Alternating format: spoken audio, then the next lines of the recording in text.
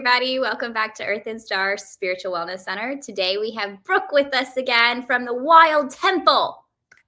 We were talking about the muse before we came in, and Brooke's joining us for a second time. And she runs Wild Temple School of Yoga and Herbal Medicine. Is that in Asheville, North Carolina? It is Asheville, North Carolina. And she's been doing such amazing things out there. I've really been following all of your posts and your stories, and following the school that you're doing right now. You want to touch base just a second and let everybody know about the exciting school that you're running out there? Yeah, sure. I feel like we're just a little hidden gem here in Asheville, North Carolina, and we're also hybrid. So we have global students all the way from Scotland to South Africa and everywhere in between. Our, I would say, incarnation really began in 2008, 2009 here in Asheville, and it started with myself and a collaborator, one of my dear, dear, dear friends, and even a mentor at the time.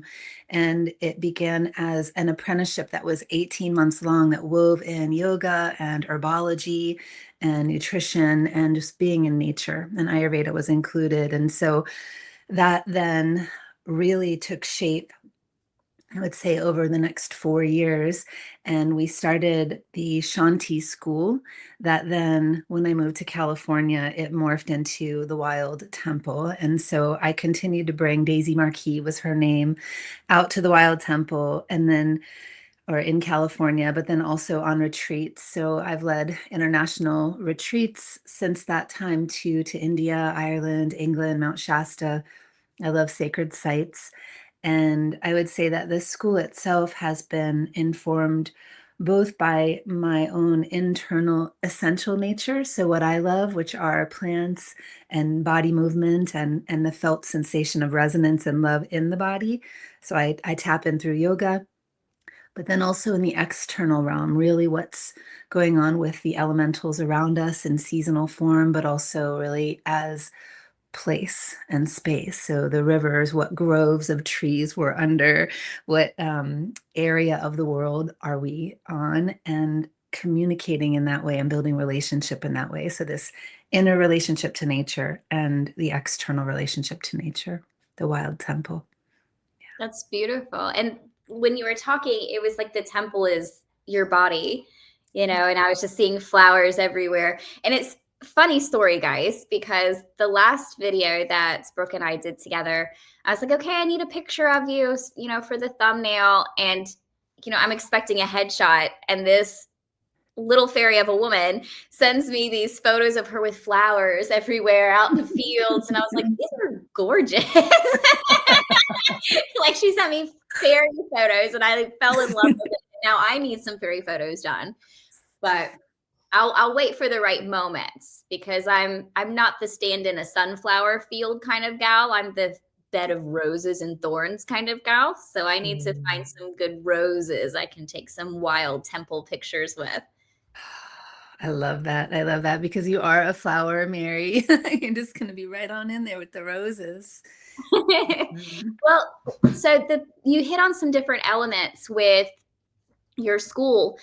And one of the things that was coming to me this morning was thinking about your name for whatever reason, because your name, Brooke, it means small stream or water, which is an elemental, and it's very much in flow but bubbles at the same time, and all of these things. And then I started thinking about your name, the Wild Temple, and it's the School of Yoga and Herbal Medicine. Like, it was very specific. And even the word name, by definition, means something that is desired or decided on. It's almost like we take the longings of our heart and we decide on those things. And that's the name that we give to the things that we're creating. So when we are in this school of yoga and herbal medicine, I hear that you're focusing on movement, you're focusing on herbs, you're focusing on nutrition or Ayurvedic nutrition. For some reason, herbs are really standing out to me. Do you do this as medicine, like herbal medicine, or are these more for sensual type of things to smell, to feel, to be part of? Ooh, what a great question. So good. And I love that you begin with etymology. I'm a big word player fan, and to break things down to understand them, to then build them back up and see them in their holism. And this is why I love Sanskrit, for example. I just love languages. I started studying Russian and learning the Cyrillic alphabet in like sixth grade. So Wow. um, that was my classical ballerina training and my love with ballet. But the heart centric naming, I would say, of that which I do, which is my Dharma, coming into the form of the wild temple, coming from a place named Brooke. Yeah, I do feel that there's so many windows and ways that we can look at this. I want to backtrack just a little. I just turned 50 in September, and my husband gave me this gift, and it's a choose your own adventure book, and he wrote it. He wrote it in 21 days, and its design has this beautiful, he's an artist, it's designed, this tree is on the front, and I can choose which path, like the choose your own adventure based on, you get to this certain point of, do you want to go with the elf who has this, this magical wisdom, but he's dark, and are you going to be equipped to like face this darkness? And he started it with my name. And he said, and it's dedicated to Brooke Shannon. So that's my full name, Brooke Shannon. And if you know, Shannon is one of the sacred rivers that runs through Ireland. So I'm Irish. And the Brook Shannon, I'm also Irish and Scottish. And Shannon is the storyteller.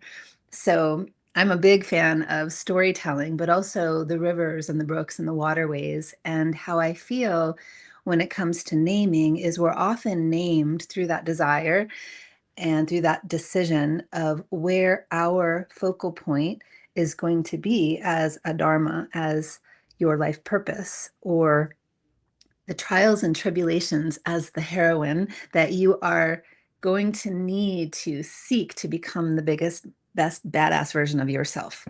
Right. So the heroine's journey is not as similar to the hero's journey. We don't always go like out into the field, we grab the trophy or whatever it is. We like do all the intense warring or conflict resolution from the outside. We go in. So it's this understanding of ourselves to have better relationship to both ourselves and then other. That's how I see the heroine's journey, and that's how I see the desire of my heart and the heroine's journey of Brooke, this waterway kind of fluidly trying to find this wholeness, came through a deep understanding of everything around me felt disconnected.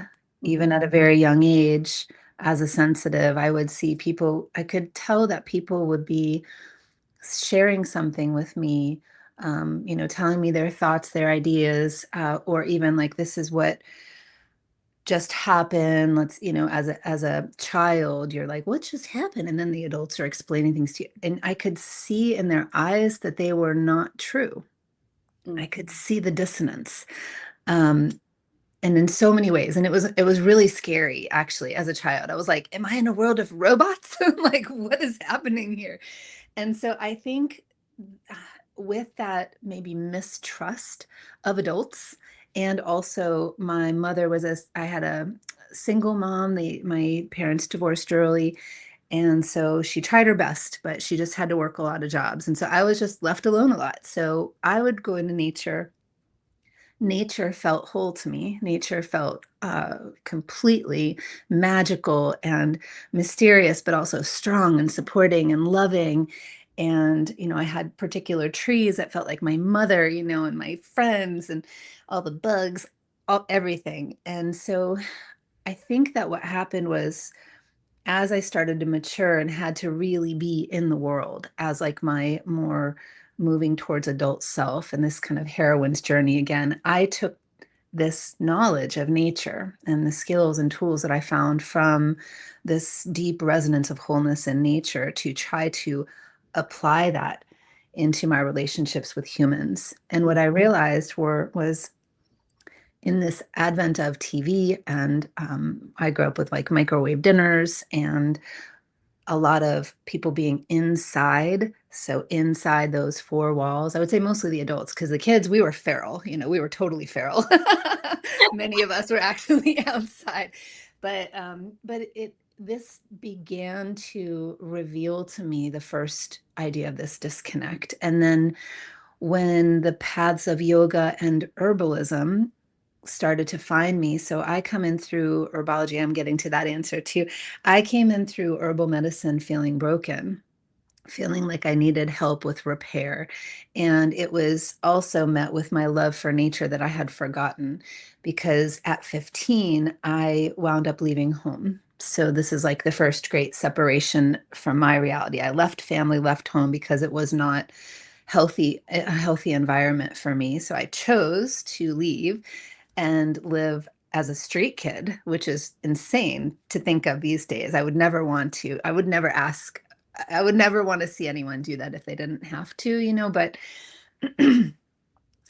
so for me, that experience, which was really hard, 6 years of like seriously hard, I had to start doing this like patchwork experience of coming back to myself. And where I found it was in nature, where I found it was with dance. And then yoga came, and I think I've shared this with you actually before. It all gelled in midwifery school. So I signed up for a midwifery program, and my teacher was basically like, the power of the woman will come back to her when we bring power back to the whole family. So again, it's just like this idea of togetherness, and we're not just alone, but there's a relational aspect to everything. And so in that midwifery training, I started to also come back to nature, come into yoga, come into herbalism. And the centerpiece of it all was the prana, the intelligence of nature, that luminosity that then I think informs everything. So that intelligence is how I, as a Brooke, clear the way and find my path, right, of moving emotions and connecting. And then that intelligence also is the herbs and working with the plants, either for repair or just as friends to feel not alone in the woods, or as a heightened level of conscious kind of support. And then also that same intelligence informs the yoga for that spiritual resonance that can help evolve you as a human being and connect you. So that was a beautiful story. Thank you. And I'm like Mm. hanging on the edge of my seat. I'm like, she is a storyteller. You Oh. got you. Beautiful moving story. And there's like one word that seems to connect both of those things, your yoga movement and your herbalism, and that's Tantra. Yeah. For you. And would you like to touch on how, like, I know how that is with yoga and how that energy movement in the body works. I have no idea what that looks like in herbalism. So that's something Yes. that's brand new, is knowing that you can have those kinds of herbs. That's it's also such a great question, Mary. Let me see how to answer this one. I would say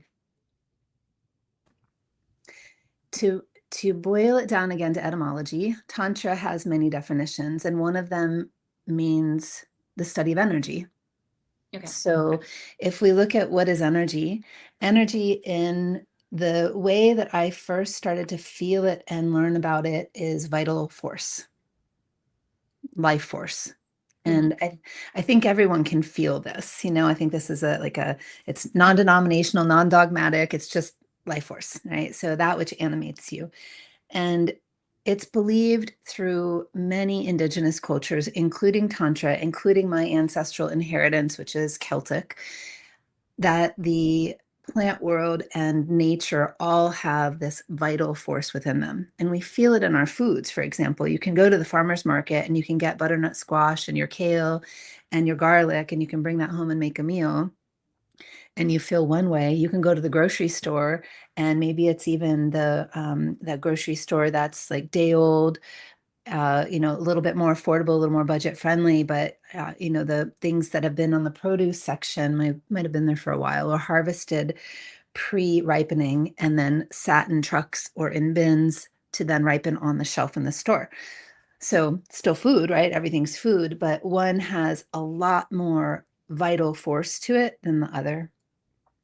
So when we are doing our yoga, for example, we can do particular postures, and maybe it's to the beat of some music and it's really vigorous and you're sweating and you feel really good on one level because you've moved your muscles, you've oxygenated, you've kind of pushed out some of the metabolic waste that had you bogged down and your mind a little foggy.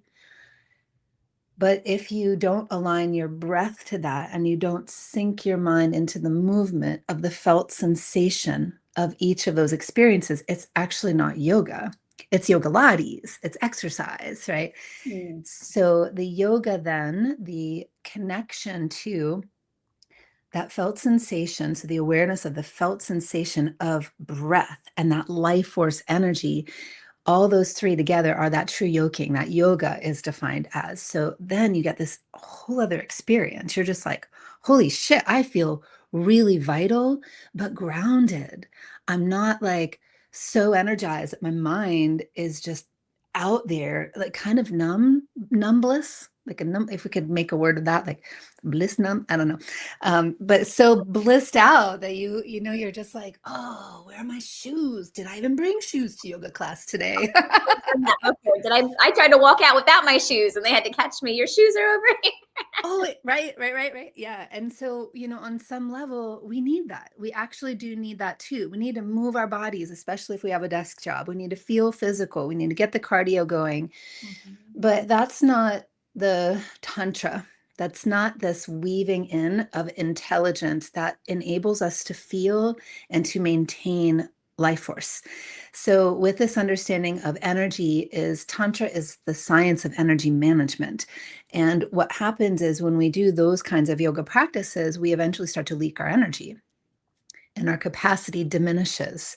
And our ability to have good sleep or feel vital the next day or 3 days later is so small compared to if you were to do a yoga practice that aligned you with that yoking of mind, body, breath. You felt the life force as you're doing the back bend, but you feel it grounded into your pelvis. You feel it grounded into your hips and your knees and your feet. It's like you can feel the breath moving through the whole body and connecting you to Mother Earth, right? That vital force aliveness is what Tantra is all about. And so we can access this also with our herbs, with the right choice of herbs. Say, for example, we are in the season of hawthorn berry. If you were lucky enough to have had a hawthorn tree or know to harvest the flowers in the springtime, these are separate times of years where you would actually engage in a nice ethical experience relationship with that tree. Ask to harvest some of the flowers. You could have harvested some flowers then and harvest some berries now, and then you have this amazing heart tonic. But it's a heart tonic that's not like taking, I don't know, like drinking a cup of coffee, for example, where coffee actually is an antidepressant. It uplifts you. You're like, boom, I feel alive. I'm gonna write my little essay now or my blog post or meet with my friends. I'm gonna feel super vibrant. And then the next thing you know, 2 hours later, you're like, God, I'm so depleted, right? That energy is gone. The capacity is like, so instead working with like a nervine heart tonic, which is what hawthorn is, and it's if you've harvested it and you've connected with that spirit of that tree or those trees, then you have this extra yoking. You've mentally, with the awareness, imbibed with the spirit of this plant or the life force, you could say. If the spirit of this plant feels too charged for you to think of it in that way, it's the life force. Yeah, so I think that's part of what I'm trying to share too, is let's strip away any dogma or belief system. Just feel into the life force of a tree that is healthy. And if again you're to take those berries and to drink that, you'll feel it. And if you're really in tune, again, you're bringing your awareness in, you're feeling what it feels like to drink that tea. How does it feel 5 minutes later, 1/2 hour later, an hour later, instead of just then going on your day? Again, there's that disconnect that's happening again. Yoke the experience, get the felt sensation of the hawthorn tea in your body with the remembrance and the knowing of its life force energy and this relationship that you're imbibing in. You'll start to realize that there is a new level of energetic potential that's starting to blossom within you. And you do that regularly, and you do it in right relationship and ethical relationship, you start to feel very empowered. And that brings us to the second term of Tantra is power or empowerment. Yeah. So I hope that kind of gave a felt sensation of an answer of like Tantra with yoga, with herbs. I love that. And I do feel what you're saying, because I can make herbal teas and I can make, all these different remedies and lotions and creams with herbs and oils and all kinds of stuff. But I will say there's nothing quite like the feeling that I get when I've grown my own herbs in a pot somewhere or outside, or planted my own tree, like gone and picked this little baby tree somewhere and connected with it. And I'm like, you're the one, you're coming home with me. And I care for it and I plant it somewhere and water it and watch it grow and, have conversations with it and run my fingers through it every other day. Or, there is something to that relationship and that energy exchange that is slightly different, than getting tinctures and these other things other places. I also know that not everybody is capable of doing that, or might live in places where they can't do that, or maybe feel like they can't do that. Do you have any suggestions for those people on how to connect with those sorts of things? Yeah, there's so many ways. You can grow house plants. You can take weekends off to go to visit areas in nature.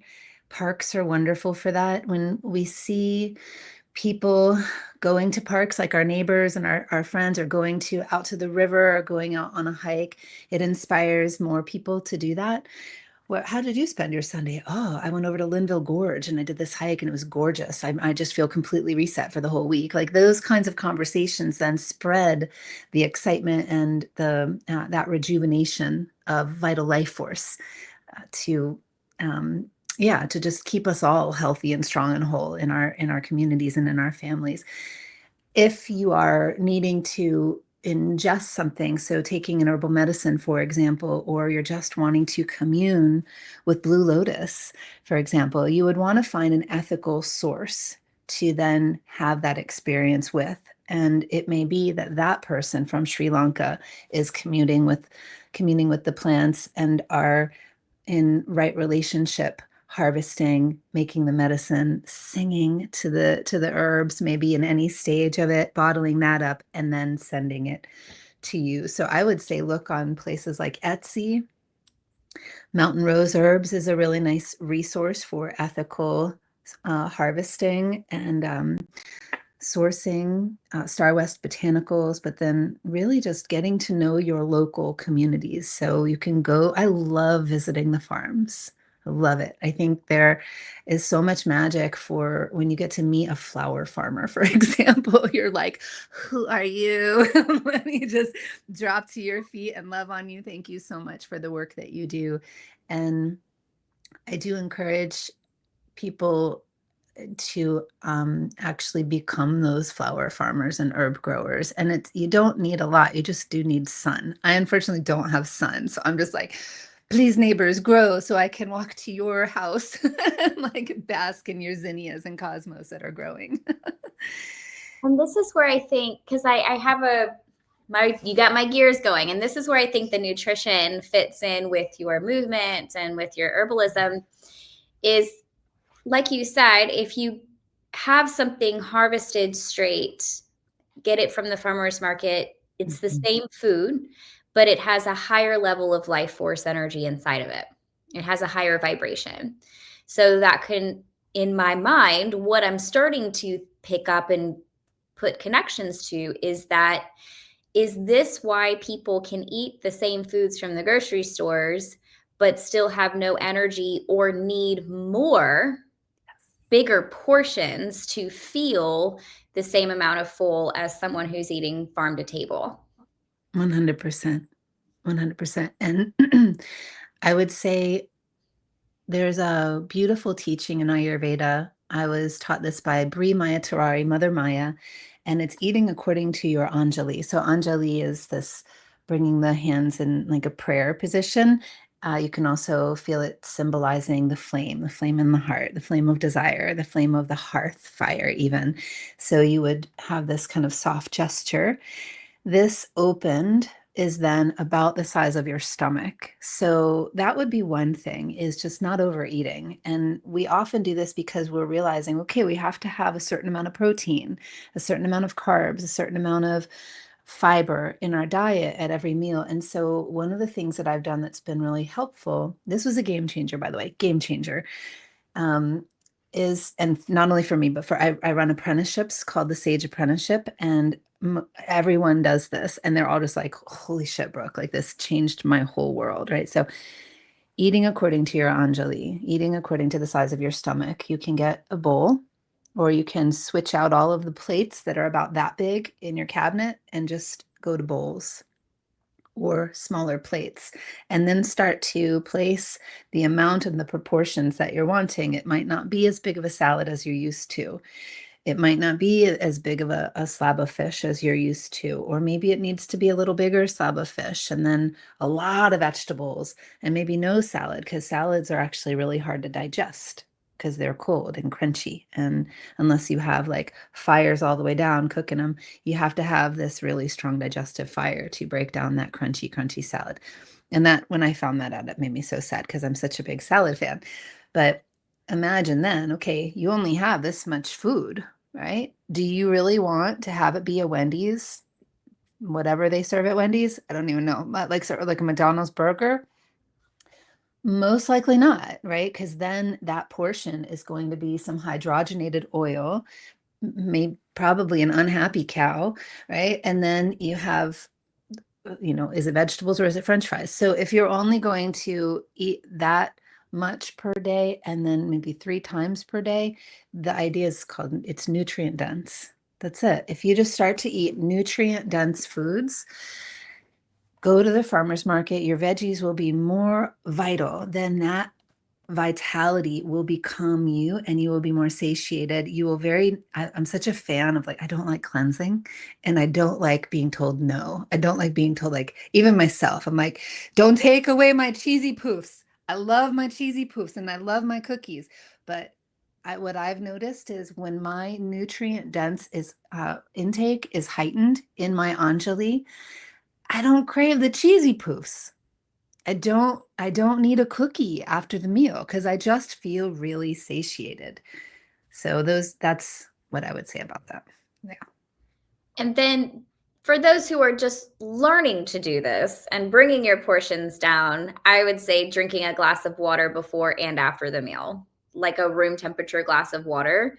I don't know how you feel about that, but that was one thing that I learned through hypnotherapy, with learning to lose weight, or to at least break the cycle of negative eating habits so that you can incorporate positive eating habits, is that you're not always hungry, you're dehydrated. You are not always hungry, you're stressed. You are not always hungry, you're lonely. And just start with drinking a whole glass of water and see where that takes you before you reach for other things. So Yeah. I would say to add into that, though, not too much water right before you eat, because it's like throwing water on the fire and you need the fire to cook. But I'm a huge fan of that also. I think that definitely, like, if you eat, excuse me, if you eat around 6 p.m., make sure around 5 p.m. you're down in a big, nice, healthy glass of water. And maybe you even have a little bit of a lemon or a lime in there and a little bit of mineral salt. So you have an electrolyte. And then you'll notice you're not going for those handfuls of potato chips while you're cooking your meal. All right. So that's really huge. I was going to say one more thing to what you said, Mary. Yeah. If it comes, I'll come back around to it. But I really love salad also. I find a vegan meal harder on my digestive system than I do a salad. And it might be my personal digestive system. I don't know why, but I noticed that very recently, like as recent as this weekend.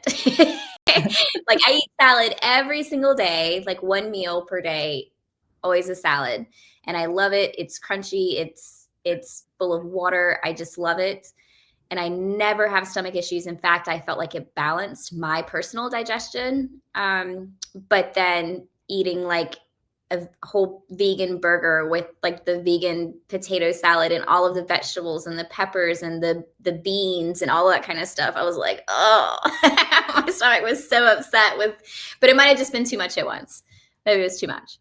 Yeah, yeah, it can be too many ingredients. It could also be the strange fillers that are added. I know beyond burgers, like my body does not like anything beyond meats or impossible meats. I can't remember what Protein they're. impossible, yeah. Yeah, yeah, my body doesn't like that, and it doesn't like the sweet pea protein. It's like, give me real stuff. It's processed, you know. So when my rule of thumb is really eat as close to the earth as you can, eat colors, eat according to your Anjali, drink your waters throughout the day. I drink about a gallon of water, if not more. If I'm in a place like Colorado, for example, or even Colorado, I might drink more than that.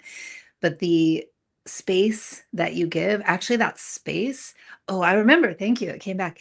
The space is really important. We don't give ourselves enough space. We want to fill it. Space is uncomfortable, right? And as you said, like we eat because we're lonely, we eat because we're emotional, we're eating our emotions, so we're not feeling, we're eating to numb. One of the other tricks that I've learned is that your brain takes about 20 minutes to register when you're full.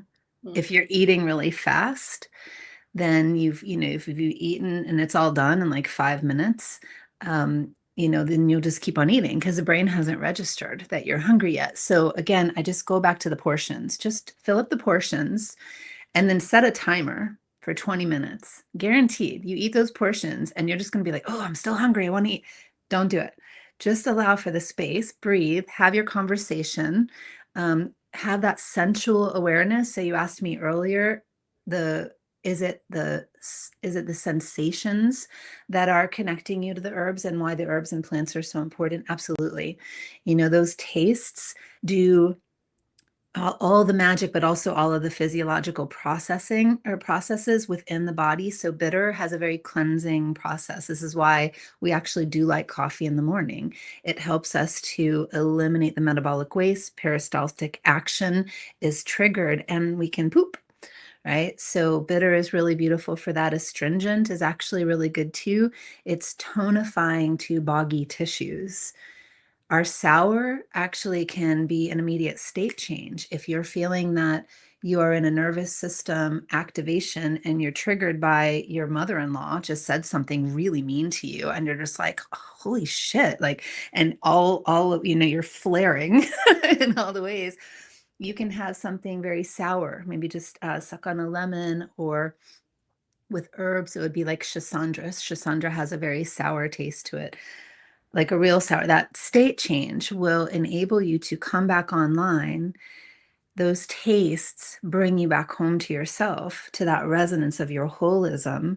And again, then you start to notice, okay, I'm not going to mindlessly shove more things into my mouth because I'm trying to create I would say it's more of like an addictive response or a habitual response to a state change so I can feel better when it's only temporary. It's like that drinking the coffee for the antidepressant, that stimulation that I can connect with my friends in an energized way, but then it fades, right? That's only temporary. Whereas you take that hawthorn and you're imbibing and you're eating these foods that are nutrient dense. When you're really having this, like the yoga, I feel it's like the yoga of eating, right? When you're in this like deep connection with the sensations of the sour, the bitter, the salty, the pungent, and you'll start to notice the physiological responses are calming and integrating, which then your body is like, thank you. Thank you. I feel whole. I feel better. And then the mind response is calm. It's peaceful. It's thank you. And then that hunger, And that thirst to feel something different or to be someone else or to be somewhere else or to shut that critical voice out of the head, all of that dissipates because you've come into your vitality. Right? That's Tantra too. You've come back into your wholeness, your vitality, your empowerment, the Tantra. Yeah. I know we're only a few years apart, but I want you to be my mommy. I want you to feed me whatever it is you're eating. And let's just be my mommy. But Oh. I'm curious, and we don't have to spend a lot of time on it, and you might not even know the answer to this, but I'm curious where along the line that term tantra came to mean sexual energy. Oh, good question. I think it was around, if I'm remembering correctly, it's around the 8th century AD that Tantra came around. And it comes from the, there were many styles of yoga that then were distilled by the Nath tradition, Nath.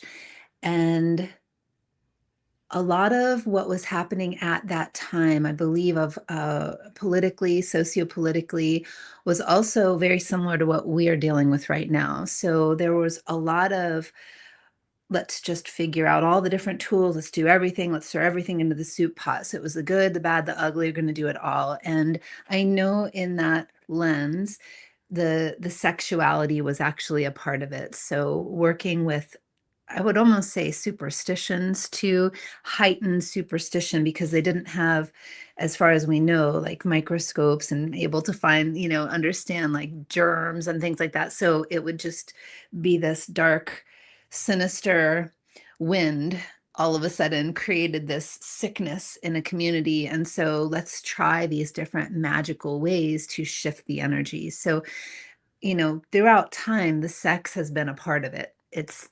that's just a piece of the pie, though. And I would say when Hatha yoga came and this distillation into tantric Hatha yoga, the classical tantrics realized that that is actually playing with fire. There is not a guaranteed elevation of consciousness and connection to your highest nature and living appropriately with soul purpose, going through it the sexual means, but through the sexual means will not always guarantee that because it's so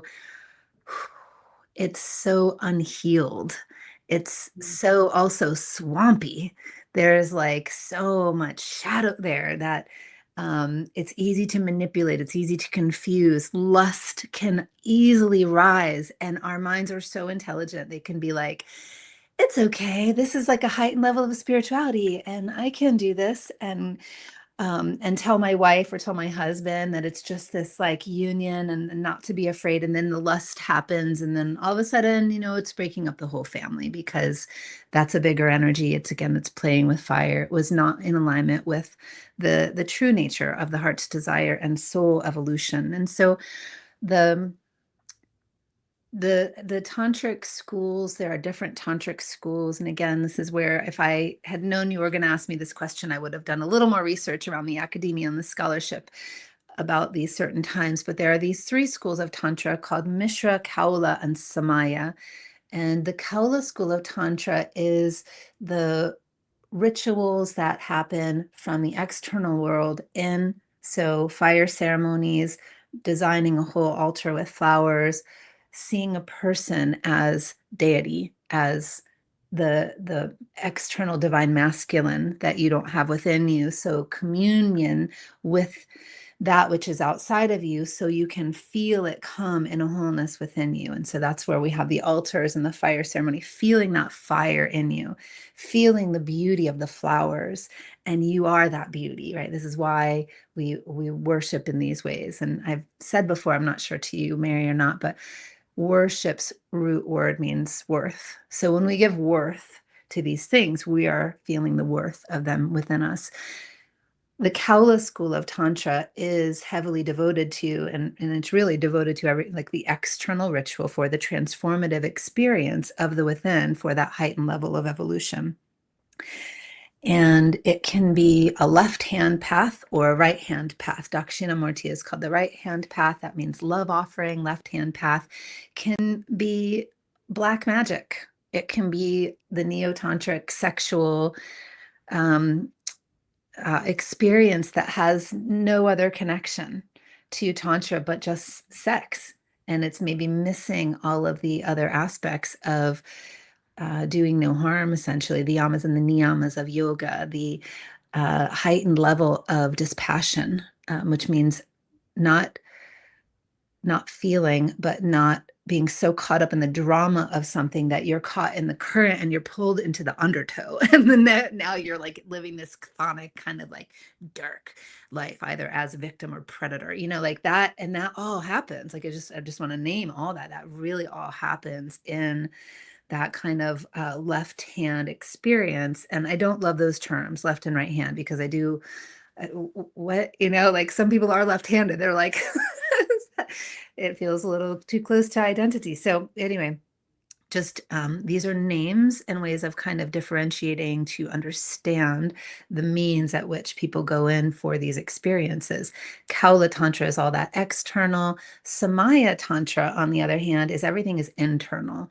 And this is the this is not needing anything outside of yourself. Nothing. So you don't need the flowers. You actually don't even need an altar. You can just sit on the banks of a river and you can close your eyes and you can feel you are the altar. And you can turn inwards and feel the hearth fire and see it as a blazing fire from your pubic bone all the way up to little tips of flame touching the heart. Meditating on this hearth fire as your Manipura chakra enables your ability to integrate your food and assimilate your food in a heightened way, enables you to take in whatever knowledge or even just news that has been coming and helps you to digest it, to discern what isn't yours to keep, to energetically poop that out, to assimilate and hold what is useful and let that help you transform into those heightened levels of consciousness. So this is Samaya Tantra. Everything is internal, and this is really advanced. A lot of people need the external to get in, to feel it. Then that feeling is where you're able to transmute things and just be in this internal realm. So this middle school is called Mishra.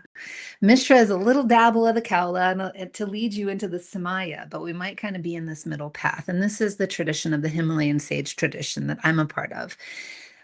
Personally, I have found so much more peace in just internal.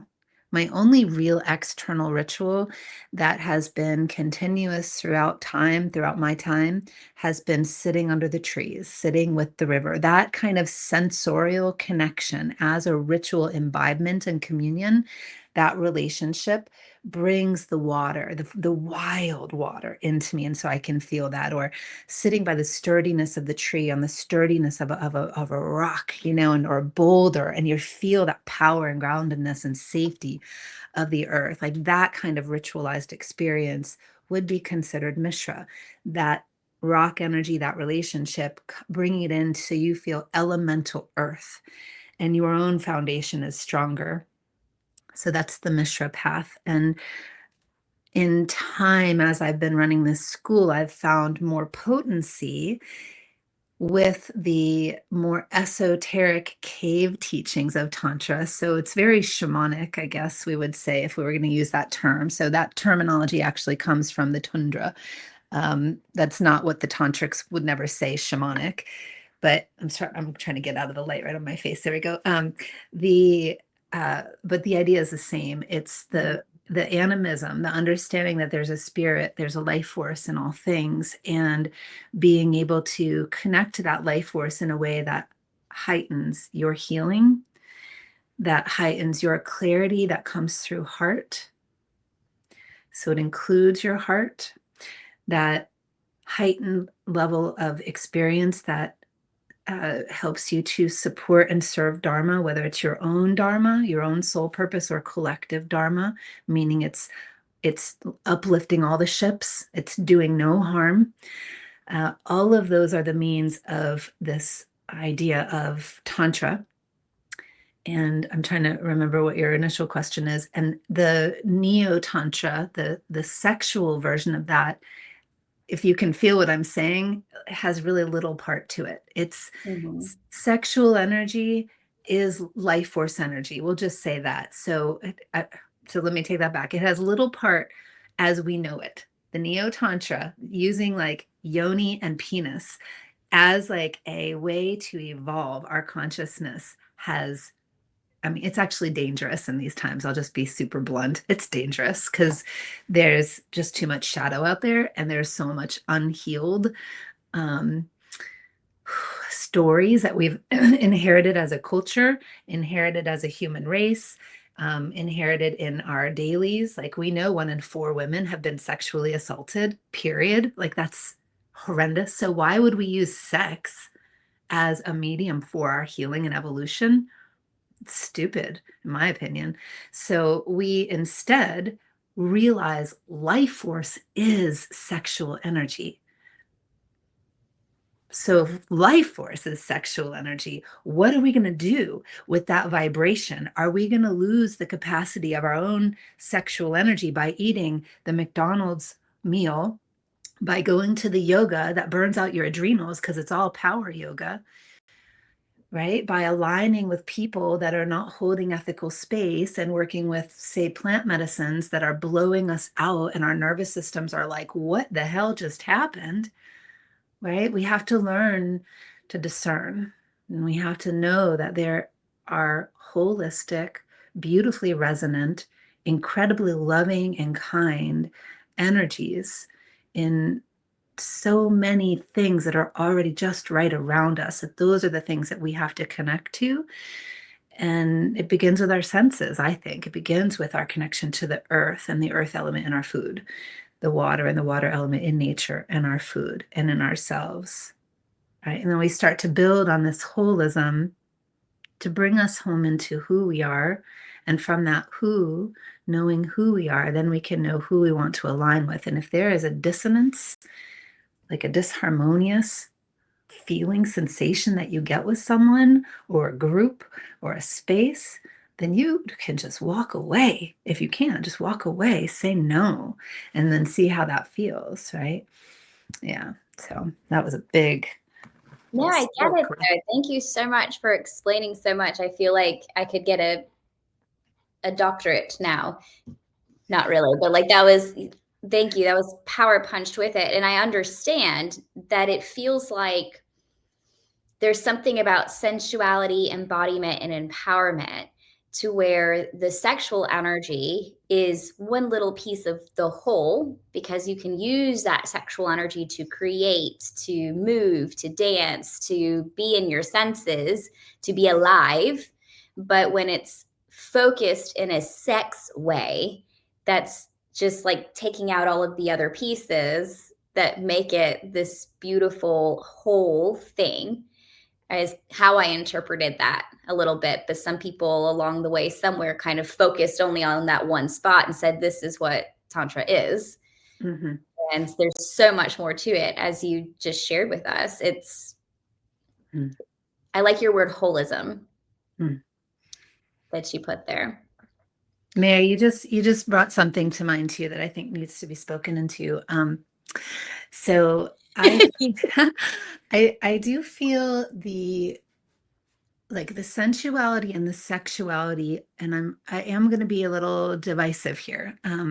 So pardon my language, but I do feel specifically, because we have been so suppressed for thousands of years, I feel the sexuality of the woman does need to be healed. And I don't feel it's always safe to do so in partnership with a man, just in the beginning. And I say this again, this is like, it's a piece of my full understanding. So, get me in another conversation and I'll be like, no, it needs to be, also with other to heal. But I feel like just in the beginning stages, perhaps, or in a moment of time in your own healing, that ability to even claim celibacy for a minute, or like I've been married for 24 years, and I love, like, he is my person, love him so much. And having come from a pretty traumatic childhood and even teenage years of having my boundaries of sexual boundaries abused and broken, I needed time to heal those wounds, to repair my womb, to repair my pelvic floor, to go into those very haunting, shadowy pains of healing not just my own story, but the women of my inheritance. I've gone back through generations and generations of healing the wombs of my ancestors, of my whole matriarchal line, of all the women in my patriarchal line. And it is hard work and necessary, because you just said it. It's that sexual energy that is that desire and the force that is creation. We see it, we feel it as tantrics. It's in our second chakra. It's called Swadhisthana. Swadhisthana means her own abode. That's one of the definitions. So her own abode, if you're allowing him in all the time, then where is that container for the capacity, for the energetics to soothe the mind that's here, the woe that's here, the broken heart that's here, to clear out the energy of the predator, to clear out the energy of the victim, to realize we are all predator and victim if we believe in like lifetimes of reincarnation, right? So that's another story for another time. But the idea of where Tantra is concerned with power and empowerment, and my specific focus, and what I work in this way with my apprentices. There's a lot of power. Just I'm feeling so much power in speaking all this. So sorry, my tongue is a little tight. I can feel the power in my fingers. Um, I have so many women, I would say 9 out of 10 women come to me that are victims of sexual violence. And I would say even verbal. It doesn't have to be physical, it can be verbal. Mhm. And what I have known and seen again and again and again in the decades that I have been a tantric, focusing on energy and empowering and healing, is that our Kundalini, this vital life force, this energy of sensuality and sexuality in its sleeping state, when it's not yet healed and not yet fluid and moving, is called Kundalini. That's the sleeping serpent. So people use this term wisely, and they're using it incorrectly. Kundalini is the sleeping power of that force that is in us, in Swadhisthana, in her own abode. And when she awakens, or we awaken to our own power, that is sexuality and sensuality in her full wild temple, in her full flavor, right? And that is really at the heart of the mission of the school that I do. But we have to start with such baby steps, because we're coming in so broken, really so needing repaired. Or if we aren't the ones that have been broken, I do have a lot of people that yet are holding space for their sister, their mother, their child, that are.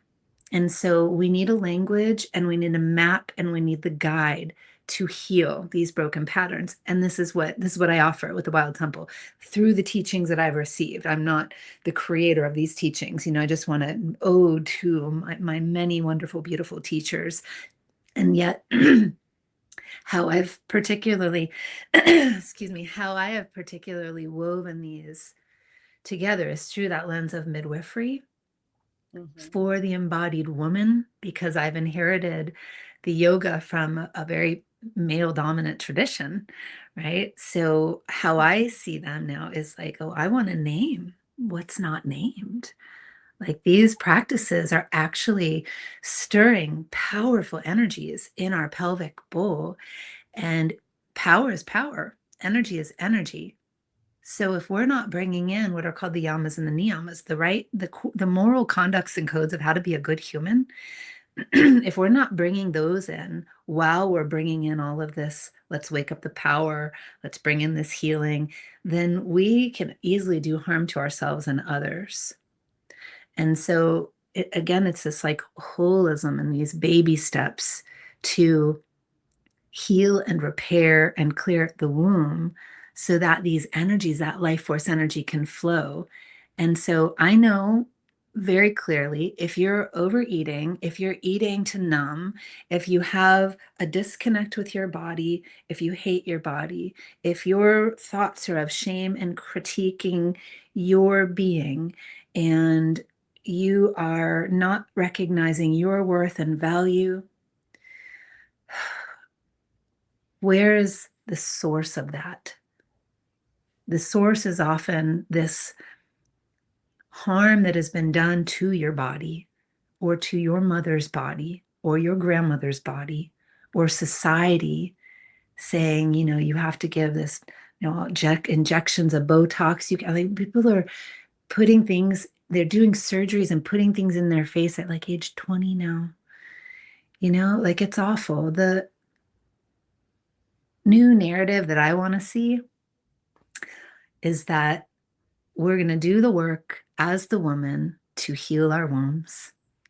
We're going to do the work and not let any penis into the womb right now, just not now. It's fine, or anyone else to play with. It's us for us. Like really feel into how you make you alive, right? What do you need as soft, tender touch? What is your safe space? Maybe it's a bathtub with music and candles.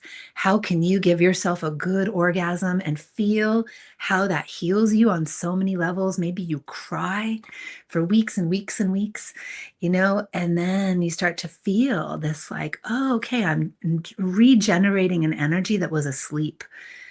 And so, how can I do that and also live in right relationship with my neighbor, with my person? Because when you start to wake up those energies, all of a sudden you are sexy and people are going to start to notice and you're going to notice people. I don't know, was I telling you about how all of a sudden I have hot doctor? Like, it doesn't matter if it's like my dentist. I hope he never watches this, or my kidney doctor. I had to like look at my kidneys for a little bit, or my gynecologist. I'm just like, what, So it's just this energy that I'm throwing off because I have this sexual aliveness, because I tend to my womb, but people notice that. So, but the key here is, do you have the willpower to say no, to actually jump in bed with them, right? To breaking up your relationship with your person for many years, or it's premature and you haven't healed your womb and you're doing some deep healing work, right? So this right here would probably go against what Neo Tantra, it's like exact opposite. You can feel it, right? It's just like, yeah, but it's still sexual energy, Mary. It is all sexual energy. Birds and bees, botany is sex. We are sexual energy. So I don't want to come across as like a prude, because I'm absolutely not. I'm very sexual, and I feel discernment and empowerment and willpower is key, but we need to actually heal. We need to heal so our Kundalini can wake up and we can know what empowered badasses we really are. And when you speak of the embodied woman, because all of this is so needed, all of that womb healing and the yoni healing, the embodied woman.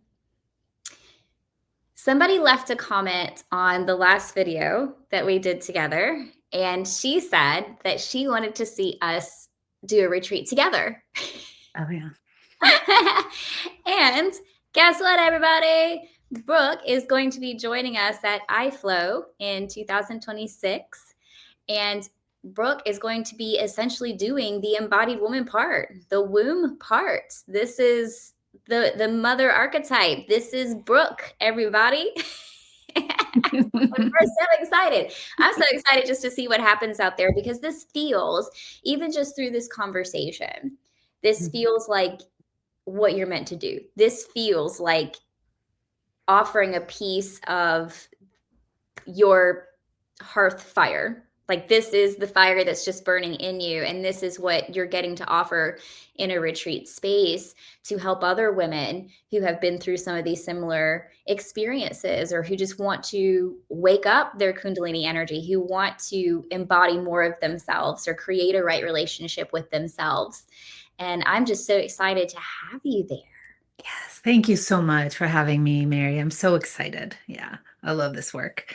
And I love being a guest for other people's things. So bring me in. Well, you have so much knowledge in that particular space, and I feel strongly that you'll be able to hold that container well, and ethically and beautifully. We are coming up at the end of our time, but I know that there was something that you wanted to talk about, when it comes to being able to hold space for other women, and especially maybe women who have been through some of these things, who are coming to this retreat knowing that that might be something that they're getting to heal while they're with you specifically. How Hmm. What do you want them to know about how you can hold that space for them in a safe way? Hmm. That's so funny that we're at the end. I was like, this could be a whole other conversation. So, yeah. And I did just record, I have a podcast called The Wild Temple, if you don't mind me mentioning that here. And the latest episode released today actually is called Ethical Space Holding. So I think this is really important for people that are healing and trusting people to hold ethical space, whether it's on retreat, whether it's in a yoga class, whether it is in a plant ceremony, or even like a women's circle, right? I think all of these domains of containment and container that are asking the person showing up to trust in them, to that they're going to be offering a safe place and a safe space for their body, mind, and spirit to show up. There needs to be a larger awareness around not all circles are held the same. Not all people that are holding these things are the right people to be holding ethical space. And so we really have to listen to our full body yes. And is this a resonance of, you know what? I like how they talk. I've watched them throughout the months or years, and they're really true to their word. I can trust them in being them. One of my the phrases that my husband says is like, you can always trust a person to just be themselves. And this is whenever I've come back, tail between the leg, totally burnt because someone has hurt me and betrayed me. So that person that you might be like, well, I really want this. And I really feel that this is going to be good medicine for me. And I know ayahuasca is said to heal addiction, and ayahuasca is said to help, repattern the brain and rewire your nervous system so that I can show up in this other way. But I'm just using ayahuasca as an example. But I feel a little afraid. There's something unsettled when I come into really feeling like, okay, I'm going to get on the plane. I'm going to go to, Icaros or someplace, or I'm going to go with this person to Terapoto. There, I get a little nauseous, you know, listen to that. It might not be the fear of the event. It actually may be your body saying, hell no, and I do feel that these things need to be named because we are in a shadowy, manipulative time right now where a lot of people have not done the work and they are trying to, and they are showing up doing some work. And that some work could be driven by a capitalistic desire to make money. The others could be like they want to be on a stage. The other could be like their heart is in the right place, but they're they're a half-baked cookie. And so they're not going to hold good space for you. So these things are really important. And also for the space holders to hear, who are you bringing into your circle and where are you bringing them to? I mentioned on this podcast that I've stopped leading people to power places like Glastonbury. We called it Old Avalon, where the Glastonbury well is, right? The Chalice Wells. There is such a heightened amount of energy there. What I know is that if I don't have the ability to bring people through the crazy airplane terminals, their nervous system totally stressed out and dysregulated, to land them in a place of like, okay, let's bring in all the senses. So maybe it's like a soundproof hotel. They're not doing construction. There aren't, wherever you may be located, there may be, like, for example, I brought people to India one time and there were puppies outside and they were just like howling and the dogs in the night. So nobody got good sleep, right? So then you're also bringing in this, like, you're bringing them to these power places. And then maybe what you're offering is like this transformative experience where they're healing and you're stirring up their energies. Think of all that. Think of how much dysregulation is happening. They're going to leave a mess. They're going to leave like energy all out, exploded, worse off than when they came. Unless, again, you can bring them into a safe container, you can land them, you can integrate their nervous system. You are holding a safe space with the right colleagues if you need them, or even the right host that has the right nutrition, that they're not going to get belly upset. They're not going to be up all night with like indigestion because unfortunately they ate salads and they're constipated now for 3 days. Sorry, Mary, the salads actually can constipate us. Just saying. Unless it's like peak of summer, it's a different story because already you're so fiery and you can eat that salad. But so the space holding has to be held in a way that you can see who is showing up and actually say no to certain people. If they're in the middle of a divorce and they are just so super fragile and they just need like to come and be healed, and your retreat is more of a pilgrimage. Pilgrimages are strong. I know that. I lead pilgrimages. I'm like bringing people to these portal, these like temples, and it's just like, but the piece that I hold is like, okay, let's get back. Let's do some nourishing yoga. Let's work with our oils. Let's work with our senses. Let's bring us back home and integrate. If you can't do that and the wrong person shows up, it's just perpetuating harm. And this is going against the moral codes and conducts of being a right human, but also a good space holder. So this is what I'm loving about the retreat that you're calling forward, Mary, the I Flow retreat. We've already started to have this conversation of who are the presenters, and we are not letting a presenter go without all of us holding the presenter. I love that so much. And that's how I love to roll with really any colleagueship that I do. I'm right here by your side. You need that that bowl of water for part of your ritual and you forgot it. I got you, boo. Gonna get that thing and then come back in. And or this person is having a really hard time. You're holding space for all of these other 19 people. I'm going to take them aside. I'm just going to massage their back. I got them, so that's the retreat I'm seeing you pull together, Mary. It is. Thank you so much. And I feel that you have the capacity to hold so well for clients, for the attendees, for people who show up needing that medicine. And then the rest of us also have your back as well.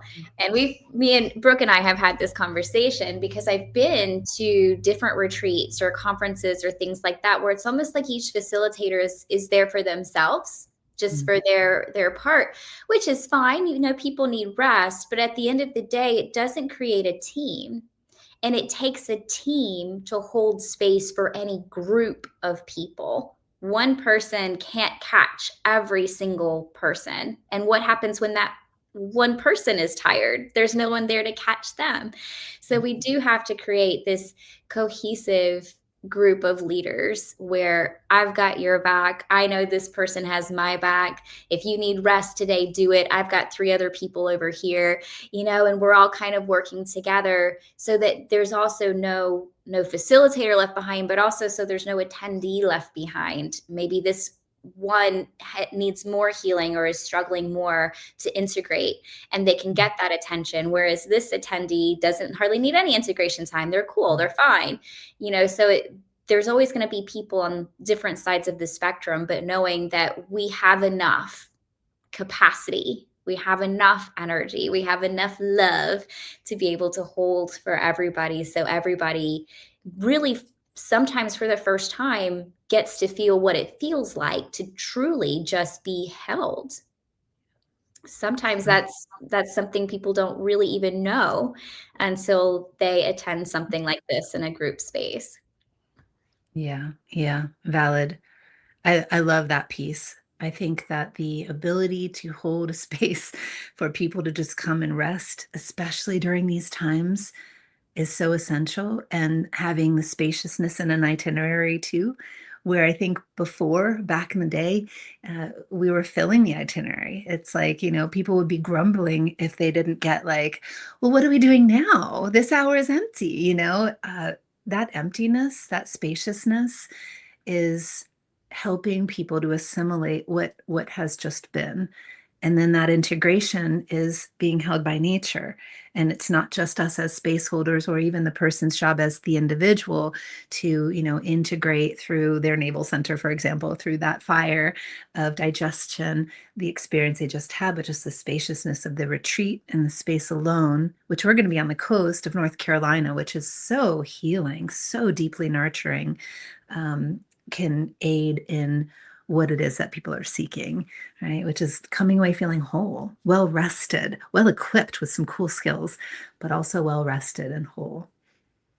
And hopefully also empowered and embodied and filled with their own life force and awakened life force there. Yes.